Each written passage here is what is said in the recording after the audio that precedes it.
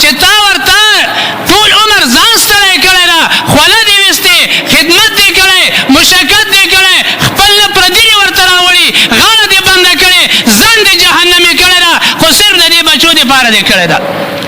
چې ورته ولې کاکا سار جمع کې نه وې؟ وایي موږ خو د شپې 2 بجې ځو لنټر کار کوو که نه. ولې دا سار مونځ؟ وایي بس بالبچدار وي که نه، په دا بالبچ دې ستا سره تندر را وغورځوي. دا خو اوس وایي چې زه تا سره قبر ته نه ځم، نو ته ولې ورله خپل قبر خرابې؟ دا ټول همدغه دي که نه دي؟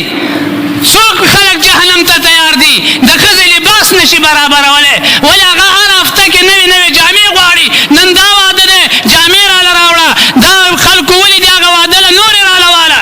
همداسې کوي که نه کوي؟ د خاوند ټپوس یې هغه لګیا وي، بیا غلام کوي، سودم کوي، زنام کوي، هر شی کوي، خو چې ښځې له جامې تیارې کړي او ښځه پلیته بیا ورسره قبر ته تلی شي چې دا یو عذاب خو ترې نه لرې کړم. جناب رسول الله فرمایي دغه چې اسپتال ته ورسره تلی شي علاج یې کوي چې دغه روړي دغه پلار د زوی ده، لور ده او ورورې ده، دا نور څه کولی شي؟ خو بس هلته چې اسپتال کې تې ټوټه تاو کړي بس امبولانس کې راواچوي راوړي، نور څه ورسره.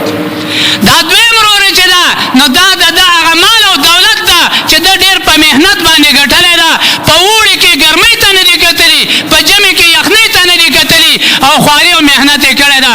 هغه صرف یې دونه وشي چې هغه 10 روپۍ ګز څه شی ده غسان هغه مړو له چې وراغوندي بس دغه ورباندې وشي او هغه قبر پورې ورسېږي او هغه مال جایداد دولت بنګله کپنۍ او پلازا هغه هم نورو خلکو ته پاتې شي. دا رور هم بې وفا وخېجېږي، دا ورته څه پیدا نه شي. پته لګي چې دې سره یې کومه خواري کړې ده، دې بدبخته دا خواري هم بې ځایه کړې ده، نو دا هم ترې نه واپس راشي. قبر کې دا نه وای چې دا مدرسه وای ځکه چې د دنیا کې یو ډېره غټه بنګله وه، نه په دې ښه ودرځوئ، د دا بنګله په څه شي باندې جوړه کړې وه.